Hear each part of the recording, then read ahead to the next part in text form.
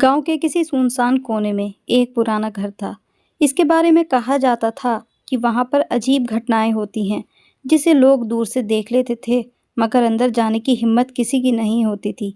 गांव के सारे लोग उस घर से डरते थे, लेकिन एक परिवार ने ठान लिया कि वे उस घर की सच्चाई का पता लगाएंगे। परिवार ने घर की ओर कदम बढ़ाए। दरवाजे को धक्का देते ही वह चरचराकर खुल गया। अंदर का दृश्य भयावह था। दीवारों पर उग आई काई और दरवाजों का जर्जर होना ये दिखाता था कि यहाँ बहुत सालों से कोई नहीं आया था। जैसे ही वह अंदर आए। कहानी एक नया सफर। रात का अंधेरा धीरे धीरे गहराता जा रहा था और रमेश बैठा सोच रहा था। उसके मन में विचारों का एक तूफान चल रहा था।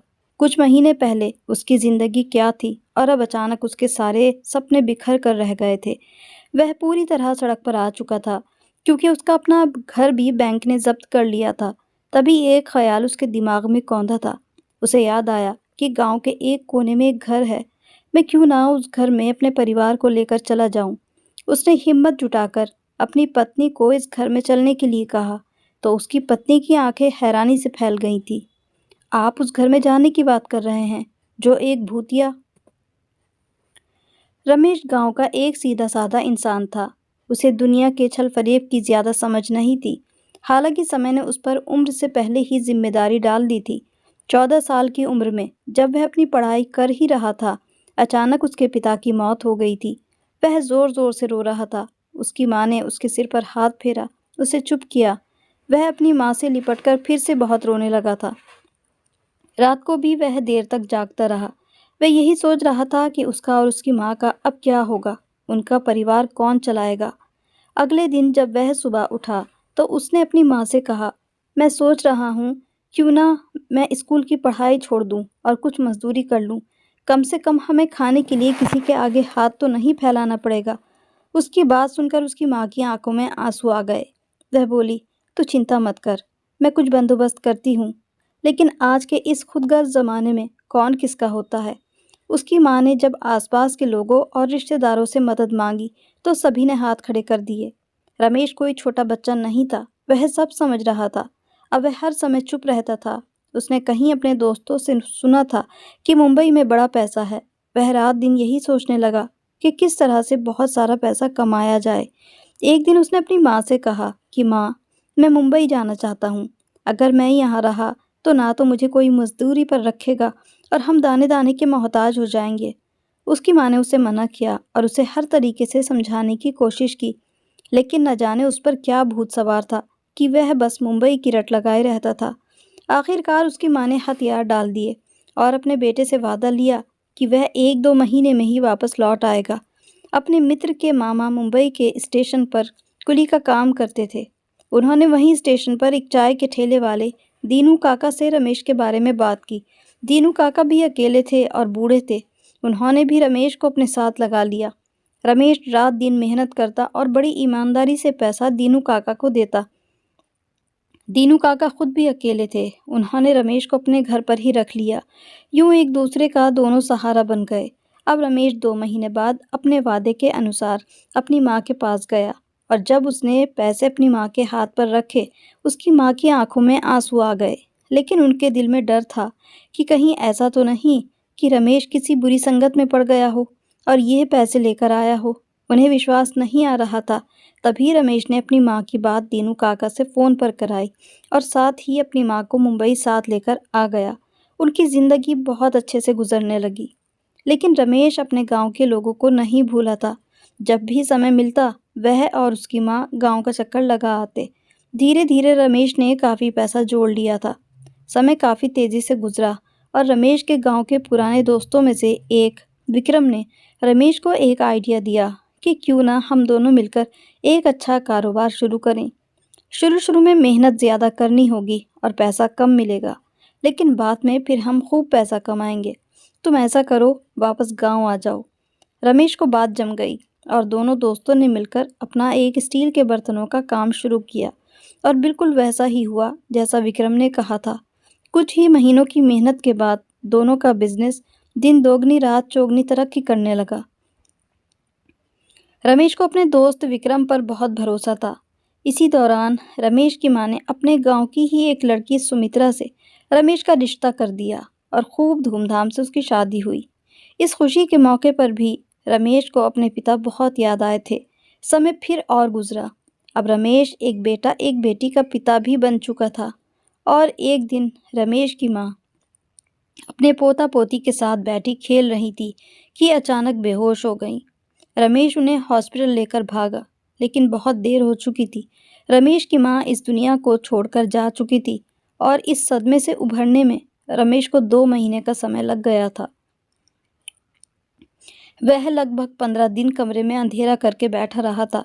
उसका परिवार, उसकी पत्नी उसके लिए बहुत ज़्यादा परेशान थी। उसकी पत्नी ने रमेश के बारे में एक मनोचिकित्सक से बात की। उन्होंने रमेश के लिए कुछ दवाइयाँ दी। तब जाकर कुछ दवाइयाँ और कुछ पत्नी के व्यवहार से राजेश अपनी इस हालत से बाहर आ पाया था। धीरे धीरे वह पहले की तरह ज़िंदगी जीने लगा था, लेकिन अब उसे ऐसा लगने लगा था कि उसका कारोबार पहले की तरह नहीं रहा। वह जितनी मेहनत पहले करता था, अभी उतनी ही कर रहा था, लेकिन उसको लाभ कहीं नज़र नहीं आ रहा था। अब उसे कुछ-कुछ अपने दोस्त पर शक होने लगा था। वह जब भी उसे काम के बारे में बात करता, वह बात को घुमा देता या फिर वहाँ से उठकर चला जाता।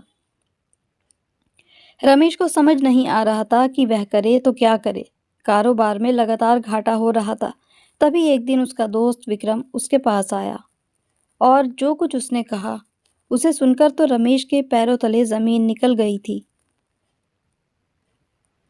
विक्रम ने रमेश से अपनी पार्टनरशिप खत्म करने की बात की।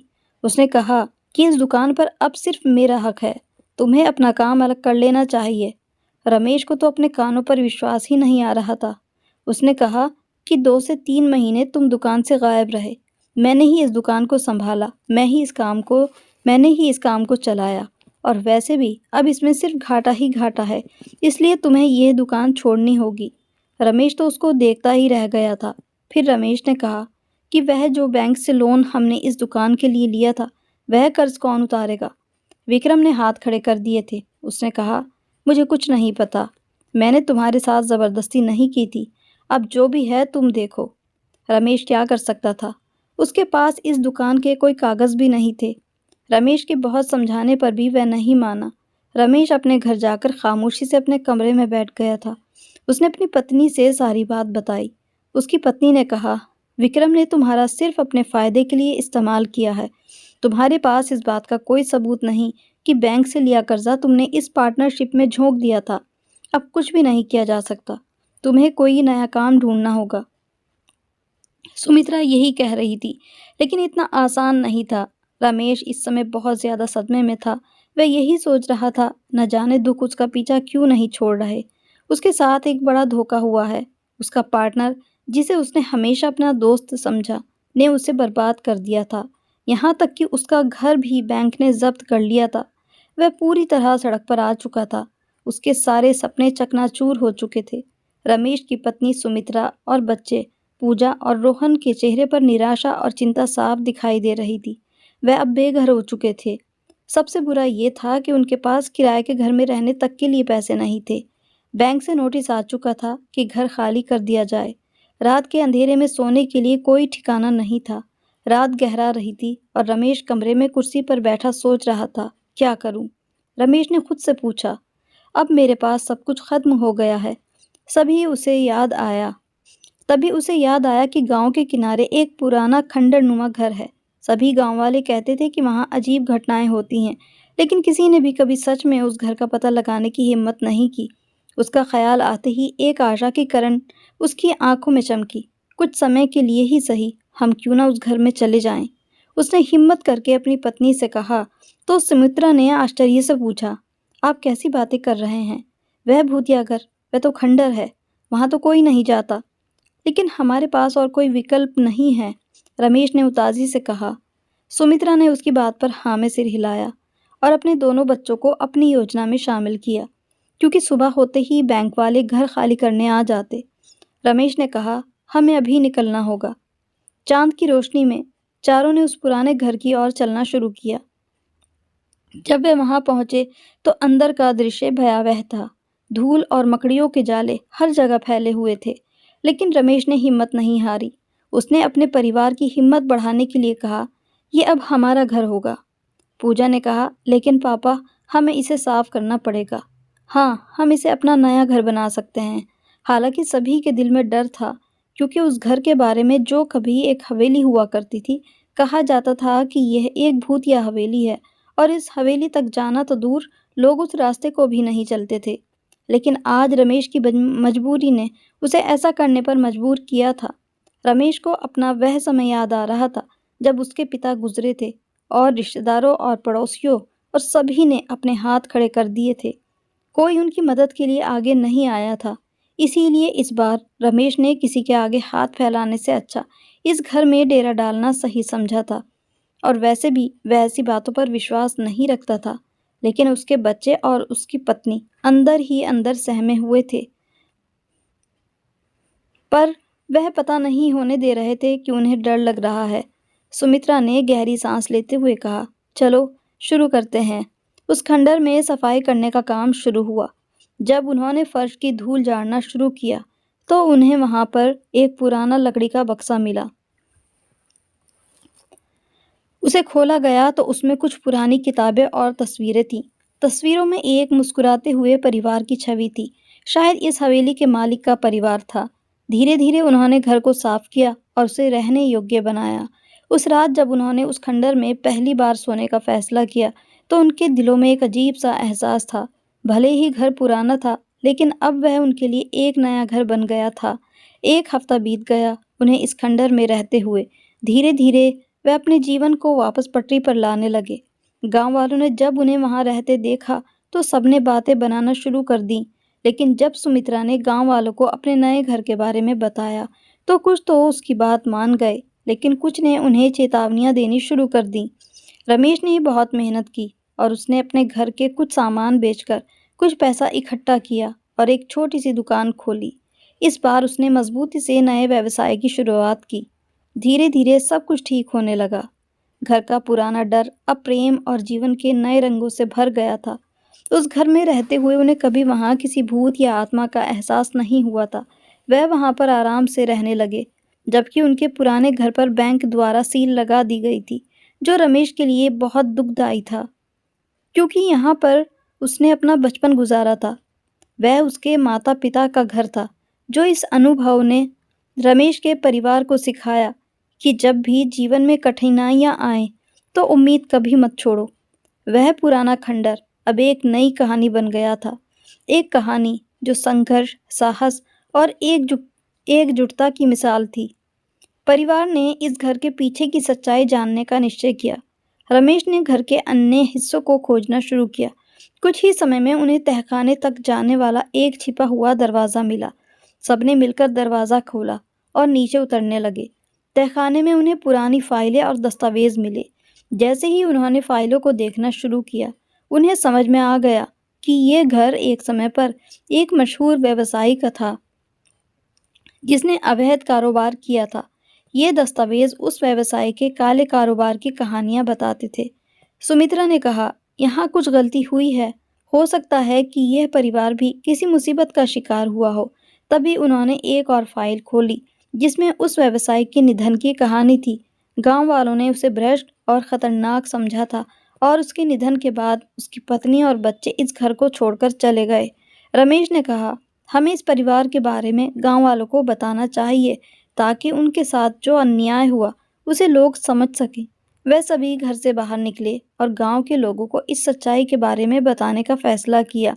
सबको पता चला कि व्यवसायी का परिवार दरअसल एक निर्दोष परिवार था, जो एक गलतफहमी के चलते मुसीबत में पड़ गया। इस प्रकार घर का रहस्य धीरे-धीरे उजागर होने लगा और गांव वालों में उस परिवार के प्रति सहानुभूति का भाव उत्पन्न हुआ। इस तरह लोगों का डर उस घर के लिए समाप्त हो चुका था। अब तो लोग उस घर में रमेश और उसके परिवार से मिलने आने भी लगे थे। रमेश, सुमित्रा ने जब गाँव वालों को उस परिवार की सच्चाई बताई, तो उनकी कहानी ने सबको हिलाकर रख दिया था। कोई भी नहीं जानता था कि व्यवसायी का परिवार निर्दोष था और उन पर जो गलत आरोप लगे थे, वे पूरी तरह से निराधार थे। अब सभी लोगों को अपने द्वारा लगाए गए आरोपों पर दुख और पछतावा था कि उन्होंने एक निर्दोष परिवार को गाँव से निकाल दिया था।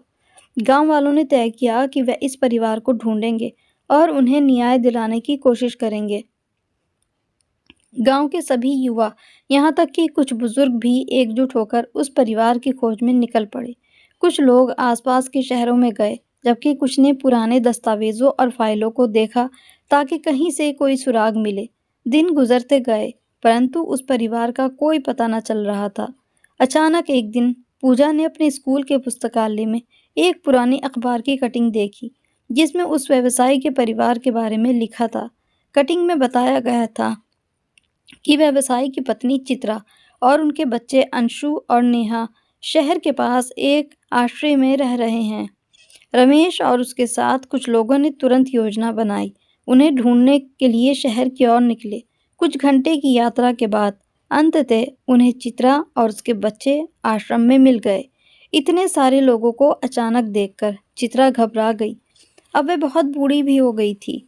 चित्रा ने पहले तो डरते डरते उनकी बात सुनी, लेकिन जब उसने गांव वालों को अपनी सच्चाई बताते सुना तो उसकी आंखों में आंसू आ गए। उसे विश्वास नहीं हो रहा था कि इतने सालों के बाद कोई उसकी मदद करने आया है। गांव वाले चित्रा और उसके परिवार को लेकर अपने गांव लौट आए। पूरे गांव में एक भावुकता का माहौल था। लोगों ने उनसे अपने किए गए व्यवहार की क्षमा मांगी और कहा कि अब उन्हें कभी भी अकेले नहीं छोड़ा जाएगा। गांव वालों ने संकल्प लिया कि कभी भी किसी के प्रति अन्याय नहीं होने देंगे और हमेशा सच्चाई की आवाज़ उठाएंगे। रमेश और सुमित्रा सम्मान सहित चित्रा को उसके पुराने घर में लेकर आए।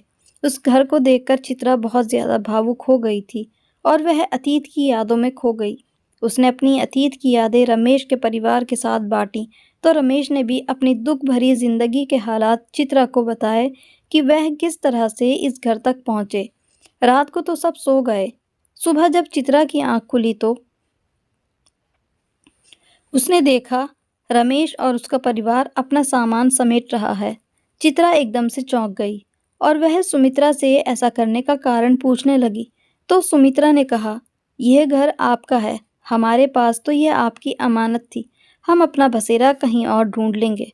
भगवान की इस बनाई दुनिया में हमारे लिए कहीं तो जगह होगी।